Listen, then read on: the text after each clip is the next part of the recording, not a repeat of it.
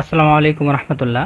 আজকে আমাদের কুমড়ো গাছগুলোতে আমরা সার দিয়ে দিলাম। তো এর আগের একটা ভিডিওতে আপনাদের দেখাইছিলাম যে আমাদের পোকা লাগার কারণে আমরা গাছগুলো স্প্রে করছিলাম।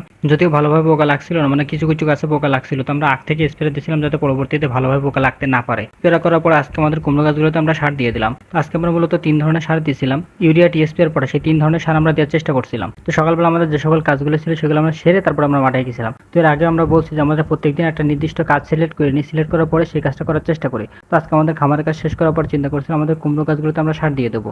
আমাদের খামারের কাজ শেষ করে আসতে অনেকটাই দেরি হয়ে গেছিল, যার কারণে নানাদের সাথে নিয়ে নিয়েছিলাম যাতে কাজটা একটু তাড়াতাড়ি করতে পারি এবং আমার জন্য সহজ হয়ে যায়, যেহেতু একা কাজটা করা অনেকটাই কষ্টসাধ্যের ব্যাপার, যেহেতু অনেকটাই জমি, যেহেতু এখানে 200-র মতো মান্দা আছে, যেহেতু সবগুলোতেই সার দিয়ে দিতে হবে, যার কারণে নানারা ডেকে আনছিলাম, দুজন করার চেষ্টা করছিলাম। তো আমরা শুরুতে সারগুলো সুন্দরভাবে পাইল করে নিয়েছিলাম, নেওয়ার পরে আর কি আমরা ভাগ করে নিয়েছিলাম, নানা খানিকটা দিয়েছিল, পরবর্তীতে আমি দিয়েছিলাম। সার দেওয়ার আগে আমরা কিন্তু পানি দিয়ে দিয়েছিলাম, যদি পানি দিয়ে তাহলে কিন্তু সারটা ভালোভাবে কাজ করবে, যার কারণে আগে থেকে পানি দিয়ে দিয়েছিলাম।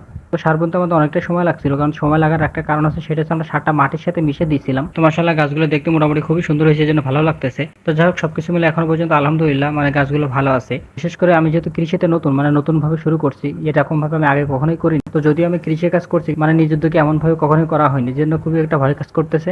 ইনশাআল্লাহ সকলে আমার জন্য দোয়া করবেন, আল্লাহ তাআলা যেন আমার কৃষিতে এবং খামারে বারাকা দান করে। আজ এই পর্যন্ত, আসসালামু আলাইকুম।